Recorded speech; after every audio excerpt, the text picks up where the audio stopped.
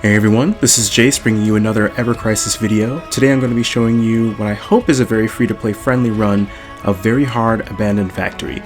This Crisis dungeon compared to Very Hard Sunken Cave I think is more accessible to newer players, with it being only one element and only one sigil, and honestly I think the boss fights are a little bit easier. Still not extremely easy if you're on the newer end of the game, but I think it's definitely one of the more accessible Very Hard Crisis dungeons that we've had to date. So if you've been playing for a while and you've been a little bit nervous to try out the Very Hard Crisis dungeons, I think this is a great first one to try out. And if you're newer, I think there's a good possibility that you might be able to clear this one, if not with an S+, at least with a pretty decent score. And it's better to give it your best shot and get the rewards out of it that you can than to not try it at all. So with this team, I'm bringing Zach, Glenn, and Red 13. And except for the weapon that you see there on Red 13, all of the other weapons on this team are going to be free event weapons. So let's take a look at Zach. So on Zach, I'm running his free summer outfit from the summer event from when the game first started on mobile. It just gives 8 points of HP and 8 points of magic defense. You don't necessarily need it even for this run, but it gives him just a little bit more HP. He's at 1.9k physical attack and 2.4k magical attack. I'm going to be focusing on magical attack for him. His first weapon here, the Iron Greatsword, is a weapon from a critical threat event, specifically the Iron Giant critical threat event from, I guess a couple months ago at this point. This is the free Ifrit sword, but I only have it at level 60. It's of course OB10 because it's a weapon that's easily farmable, but I'm keeping it at level 60. I haven't felt a reason to bring it any higher than that. And then for his sub-weapons, I have the two free events from the... Free events? What? The two free weapons from the holiday event for Cloud and Matt, both at level 80 OB10. These bring magic attack and physical defense. The stats are pretty much identical. And then I have Vivi's magical gun, which is Lucia's free event weapon from the FF9 crossover. Here are Zach's R abilities. A decent amount of boost attack and boost HP, and then level 4 magical attack. Now, let's go ahead and move on to Glenn. For Glenn, I'm using the free outfit that you get just from doing the story. Brings 8 points of HP and 8 points of physical defense. He's sitting at 7.5k HP, and that's because of the weapon that I'm main-handing, which I'll show in a moment. He's at about 1.9k physical and magical attack. I'm going to be focusing on magical attack for him as well, so we don't really need to pay too much attention to the physical attack other than how it impacts the summon. Speaking of summons, I brought Diamond Dust here. This was a bad idea. I would not recommend bringing Diamond Dust here. There are a lot of bosses, or at least a couple of bosses that resist ice, so not the best idea. On Zach, which I forgot to cover, I am running Hellfire at level 5, which is a very good summon to bring because everything in here is weak to fire. For Glenn's offhand weapon, I'm bringing Steiner's Blade, which is a free weapon from the FF9 crossover event. And then for Materia, I'm bringing an X Materia with some decent substats, a D-Faith, which is going to come in handy, and the way that I'm going to be doing fire damage with Glenn is through this Fyra Materia 4 stars. I forgot to cover Zach's Materia. X Materia here, again, decent substats. Another D-Faith, it's going to be a theme throughout the dungeon here, or rather for this run, and then just a stat stick. This has some decent HP and magic attack. Alright, sorry to go out of order. I only have time to do one take for this, so you're getting what you're getting. For sub-weapons, for Glenn, I'm bringing Torn Wing, which is a free weapon from the Sephiroth critical threat, and I have Iron Collar, which is also from the same event as the Iron Greatsword that I had on Zach. Here are the stats for Torn Wing. And then I have Lefko Kipseli, which is another free weapon from the Sephiroth critical threat event, this time for Barret. The stats are nearly identical to that of Torn Wing. And then last but not least, we have Red 13. I'm running just his default outfit. This is the one gacha weapon that I'm using, and it's Red 13's Platinum Collar. This allows him to do AoE healing, specifically by applying a regen to the whole party, and brings healing and crit potency. His offhand weapon is the critical threat weapon that's currently ongoing. There's just a few more hours left of it, but it's the Hell House event. So just reduces magical defense of the enemy by 1 tier and has a chance to crit, brings HP and physical defense. For stats, 6.7k HP, sitting at about 1.5k magic attack and 1.6k healing. For his limit break, I'm bringing just level 1 Sled Fang. For those who aren't familiar with it, it has about the same charge rate as Tifa's. It's very quick, but instead of lowering the enemy's physical and magical defense, it lowers the enemy's physical and magical attack. So we'll be using that for some good debuffing throughout the dungeon. And then for materia, I'm bringing an X materia. Just looked for something with HP and heal that I had. Another D-Faith, so all 3 characters have D-Faith on them. And then I have a single target Kira right here. For his sub-weapons, I'm bringing Aerith's Chocobo Staff, which is a free weapon from the Halloween event at level 80, OB10. I'm bringing Lucia's Pumpkin Blaster, which is the analog to Aerith's Chocobo Staff. So these at level 80 would have the same stats, but I only have this one at level 70. I haven't had a need to bring it up to level 80 just yet. And then the last weapon that I'm using here is Barrett's Hell House Cannon, which is from the Hell House Critical Threat that's ending in just a few hours. Same deal as Red 13's Hell House Critical Threat weapon. It's the analog to it, so boosts HP and boosts physical defense. Here are Red 13's R abilities. There's no scrolling to do. They're almost the same R abilities, so there you go. And I'm not sure if I went over Glenn's R abilities, so just to be safe, let's go ahead and take a quick look at those. Almost up to level 5 boost HP, but not quite. A decent amount of defense going on for him. Attack is almost maxed out, but again, not quite.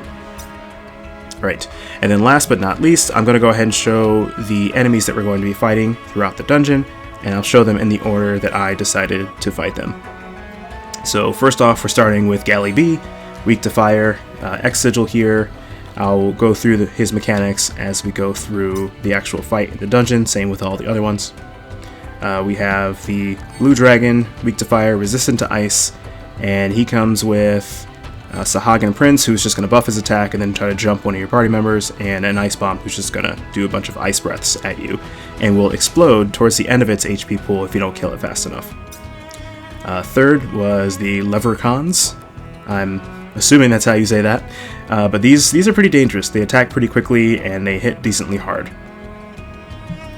And then here are the soldiers. Honestly, you're not going to see a whole lot, spoiler alert, of them in the actual run. They die pretty quickly, but I will say all you have to do is kill the middle one and the fight ends. And then last but not least, we have the Assault Scorpion. Gives itself magic attack up, hence all the D-Faith materia that I have on my party members. And 2 more Sahagin Princes, that same deal. They'll buff their attack, and then they'll try to jump on your party members, and it hurts. The Assault Scorpion uses some poison missiles, so you can either bring Azuna for poison, or there's actually a trance ability that it makes you immune to poison, which I opt to use in the run. And then the D-Faith is going to counteract all the magic attack up that this boss does for itself. Okay, so that's the overview of how we're going to approach the run. There's all of our gear, there are the bosses we're going to fight. If this video ends up helping you, feel free to, first off, let me know if it helps you clear and get a good score. It's one of the best feelings, knowing that my content can sometimes help people. And feel free to like and subscribe. I plan on continuing to make these, and the more likes and subscriptions that I get, the more people are going to be reached by these videos, and more people can clear content. Alright, with all that being said, let's get into the guide. Alright, so the first thing we're going to do is we're actually going to head up and to the right, because there's a random encounter here. This random encounter involves a Sahagin Prince and 2 of the Ice Bombs. So the Sahagin Prince is, as I've mentioned before, just going to buff its physical attack, and it's just going to try and hit us a bunch. The 2 Ice Bombs are going to be using Chilling Breath, which is an AoE ice ability. I don't really think you have to do too much to manage it, because it's so early on in the Crisis Dungeon that their level isn't very high, so they're not going to hit you super hard. You don't need to be swapping to defensive mode over and over whenever they use Chilling Breath or anything like that. You can just go ahead and kill them. The one thing you want to watch out for with the Ice Bombs is just once you get their HP low enough, make sure you kill them quickly, because they will burst, and even if the Crisis level is low, and therefore the CP is low, I imagine that burst is still going to deal a decent amount of damage, and it's not going to be something you want to deal with. So just make sure you take care of them quickly. Now, doing this random encounter is going to do 2 things. First, it's going to get our attack gauge up to max, and second, it's going to give us a little bit of limit break charge, which is nice because we're going to go straight into fighting our boy Galley B. And whenever you start this fight, you want to start it off in defensive stance, so we're going to swap immediately, because the first thing he's going to do is he's going to rush your party. So there we go, swap to defense, rush, and now we all have 2 tiers of physical defense now. And the next thing it's going to do is produce a gauge that you have to work through. And you work through it just by dealing damage. I believe it can be of any element, but he's weak to fire, so I recommend fire, of course. And having the attack gauge fully maxed means we can get to this gauge very, very quickly. You might not necessarily have to have it maxed, but it helps. So that's why I decided to do the random encounter first. Once his gauge gets depleted, he gets stunned. And so what I'm doing is I'm still just hitting him with fire attacks, and I'm trying to stack a magical defense down on him for a phase that's coming up. Once he becomes unstunned, I'm going to use I'm going to use Red 13's Sled Thing. That's going to reduce Galley B's physical attack because he's going to do a big thunder physical AoE to the whole party. And even though he's the first boss, it's still going to deal a respectable amount of damage to the party. There we go. And a decent amount of max HP lowered as well because of that AoE. Next up, he's going to go into a stream phase. And the reason I wanted to lower his magical defense is that when he goes into the stream phase, he gets a magical and physical defense down. Which means, even though it's a stream phase, it's also a really nice damage window for us. So I opt to use Hellfire to get a good chunk of damage in, and I actually just plan to spam Fyra on Glenn and let the other two work on the Sigil. And then once I'm out of ATB with Glenn, I'll swap one over to Zac to make sure he uses his Fyra Surge just to get more damage in. And then once we finally end the stream phase, we are able to finish him off pretty quickly after that. So there you go. That's the Galley B fight. He has a few other mechanics later on. So after that, he'll do another stream phase where he starts healing himself and gives himself a physical and magical defense up. And then after that, he'll do a single target magic attack. He'll stun your party, not necessarily in that order. You might not even have to see all this because he can be the first boss and he can be killed pretty quickly. And you want to kill him quickly because eventually he gets a huge defense up and it's not fun. So for this trance ability, I have to take the Ice Resist. I have intentionally made almost an all magic party, so I don't have to worry too much about fatigue.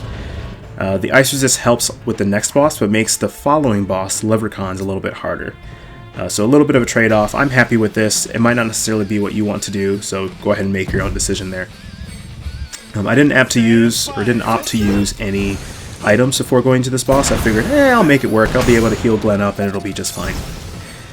So I, for some reason, decided I was just going to sit on Diamond Dust. I could have just used it while I was fighting Galley B. I'm still sitting on it here. The dragon is resistant to it. The ice bomb is resistant to it. So I'm like, I guess I'll just hold it for some reason. I should have just used it here. It'll do a little bit of damage, get some of the HP off of these ads, and let us get through them quicker. I opt to target the Sahagin Prince first because he's going to, again, boost his physical attack, and then he's going to really hurt. The ice bomb, the AoE is annoying, but it's still manageable. So I opt to kill the Prince first, and then I move on to the Ice Bomb, because even though the AoE is manageable, doesn't mean I want him alive. Now, when the Ice Dragon goes to use an ability, I opt to cancel it with Red 13's Sled Fang, just to make him have to recast it and delay it a little bit, and give me a little bit more time to be ready for it. So I can swap to defensive stance there, and soak a little bit more damage. We're able to kill off this bomb. And then once we've killed off the bomb, we're going to swap on over to focusing on the dragon. So Hellfire is already up, which means I could have used Diamond Dust already and gone all the way through another phase of charging up the summon and have it to use again. So I really regret having just sat on Diamond Dust that whole time. And really, I shouldn't be sitting on Hellfire right now either. I should have just gone ahead and used it. The more time you use it right when it comes up, the more uses you're probably going to get throughout the course of the dungeon. So don't do what I'm doing here. Just use them sooner. It's free damage that I'm losing out on. Next up is a stream phase. So I opt to try and get through this as quickly as I can.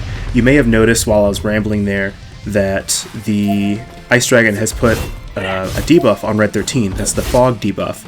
So if you want, you can bring Healing Azuna for Fog to remove that. I kind of figured, it wasn't going to be the end of the world. And it does make certain parts of this fight a little bit tight, because I'm wondering, okay, can Red 13 get this heal off in time? But we end up being able to make it through without dying, which for this boss is really the goal. Because this boss is going to be, spoiler alert, the longest boss fight that we have throughout the Crisis Dungeon. So after we go through the stream phase, we're going to start up a heal with Red 13, and on the other two, I'm going to focus on DPS. Now something I didn't notice during the actual run is that Zac, instead of using Fire Surge, is using the command ability from his Iron Greatsword, which lowers physical defense. I don't have pretty much any physical attacks on this team except for the Ruinra that I put on Red 13 for the stats. So that's an error that I made here. I could have jumped over to Zac to make sure that he was using the ability that I wanted him to use, because that's just lost damage and the boss living for longer than we really need him to. Now when Steel Scales came up, as you can see at this point, it's just a physical defense up. I couldn't remember what it was, so I opted to just use Red 13's Limit Break to push it back. It ends up not affecting my team at all, because again, I've geared it almost entirely towards magic damage. We end up not being able to kill the boss before he gets this ability off. This is just a single target magic attack. He hits Red 13 with it, and in my situation, thankfully I took the Ice Resist up and the Earth Resist down, because I think Red 13 would have otherwise died to that attack if I hadn't taken that trance ability. On the Hunt is coming back up, which is that stream phase we went through earlier. I opt to ignore it. We're almost through the boss's HP, so we just go ahead and finish him off. So you've seen pretty much all the mechanics for the Ice Dragon with that fight.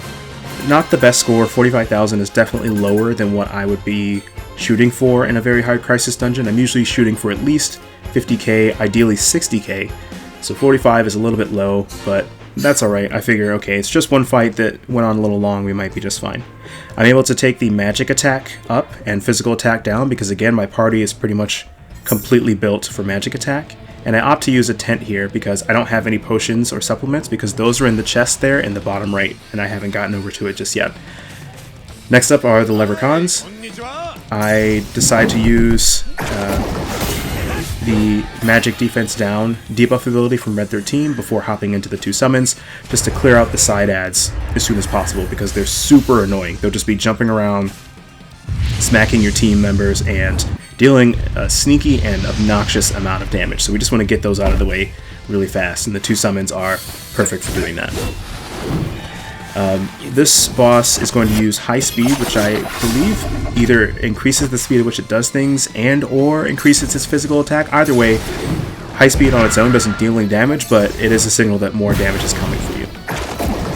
This ability, Mud Shower, it's a single target attack that also applies fatigue, which he applied it to the only party member for whom it's actually a problem, which is super obnoxious, because on Red 13 I have a Ruinra Blow, and so that means it's much harder for him to participate in the sigil breaking because he got hit with that fatigue. If the boss had hit Zac or Glenn, I could have laughed it off, but it was kind of annoying that he hit Red 13 there.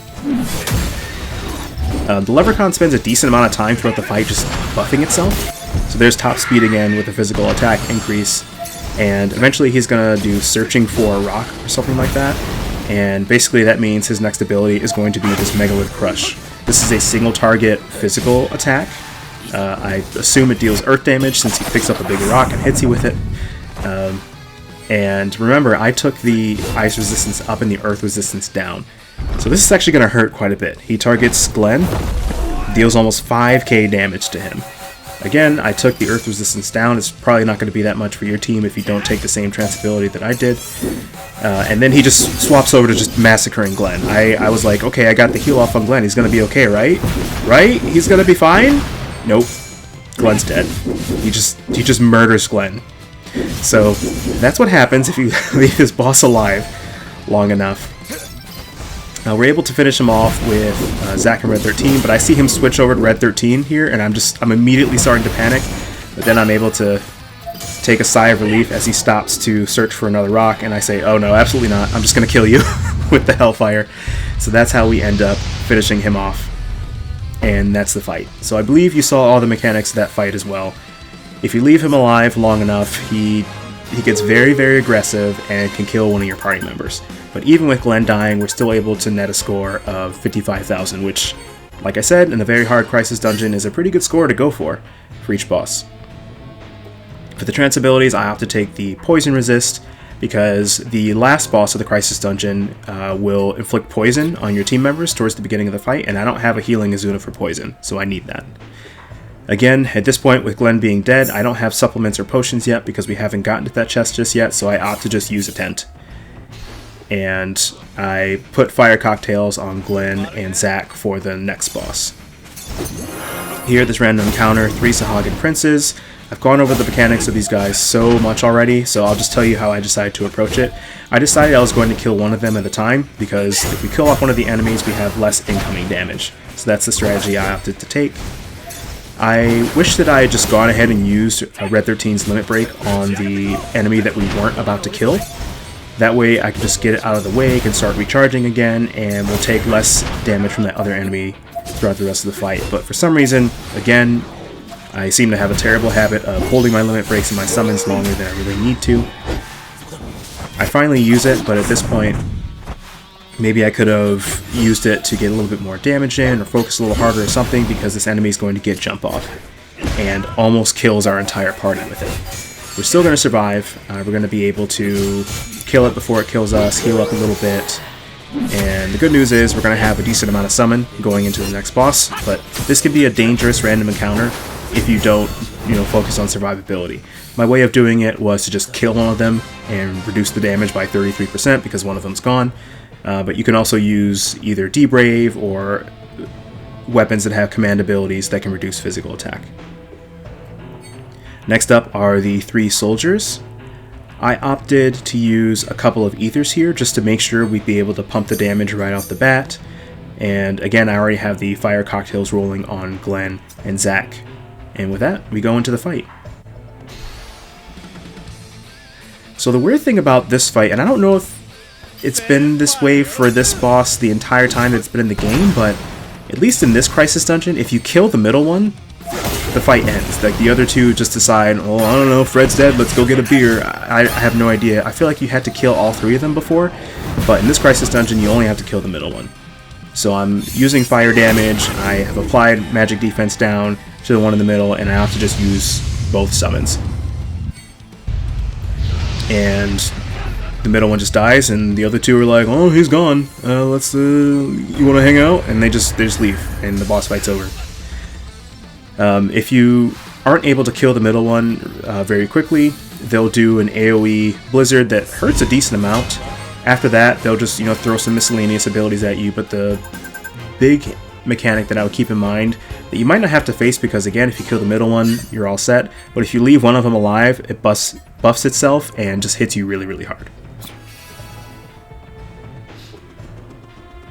Alright, and now we're heading over to the final boss. I opt to use the Mega Elixir here, and 2 more fire cocktails because, well, really I just wanted to see if I would still have enough score to get the S+. Spoiler alert, we still get the S+. So going into the final boss here, we have both of our summons. We have Red 13's Limit Break, so I'm going to hop over to Red 13, lower the main boss's magic defense just a little bit, and then just go straight into his Limit Break and both summons.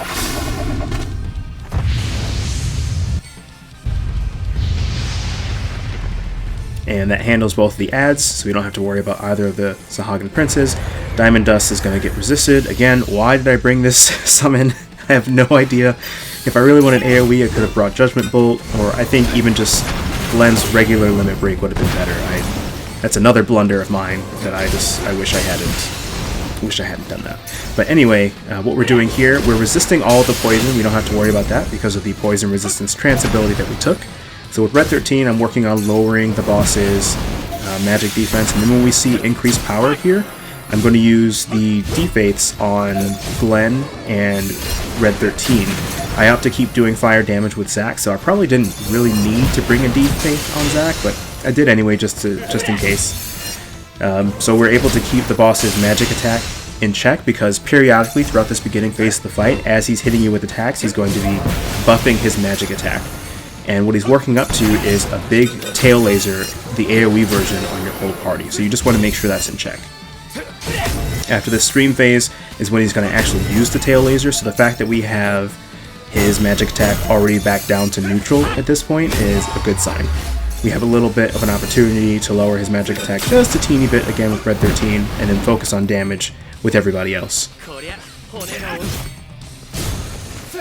Now really, I wish that I had focused on lowering his magic defense, but it's not the end of the world. The reason I say that is that, first off, this debuff is going to fall off, and second, Red 13's Limit Break is going to bring the potency down or the debuff potency to mid, which I could have waited until the debuff fell off, or I could have just not debuffed his magic attack at all, and the Limit Break would have handled all of it. And then I also didn't realize that Glenn's Diamond Dust was going to be coming up so quickly, otherwise I would have waited to stack all three and get the maximum damage from it. There are plenty of other things that I could have done to make sure I killed the boss before this tail laser went off, but unfortunately I did not. So we're going to have to soak this AoE tail laser... Laser? What? Tail laser. Oh my gosh, one take, y'all, I'm telling you. One take. Anyway, not much left of the boss. After he uses tail laser, he gets physical and magical defense down, so if you didn't kill him before the tail laser, very high probability that you're going to kill him right afterward. And there you go. That is the end of the fight, and therefore the end of the Crisis Dungeon. So if you found this to be helpful, whether that's because it's helping you clear or you enjoy laughing at my inability to speak English during my voiceovers, feel free to like and subscribe. Really helps the channel, helps these videos reach more people to help more people clear content. And that's all. Looking forward to more content, including a content drop tonight, because I'm recording this on December 21st, and we're getting some new stuff coming in, so I'm looking forward to that. If you want to stay and check out the scores for the bosses, feel free to do so, but I don't really have anything else to say, so I'm going to go ahead and end the voiceover here. Thank you for watching, and I'll catch you next time.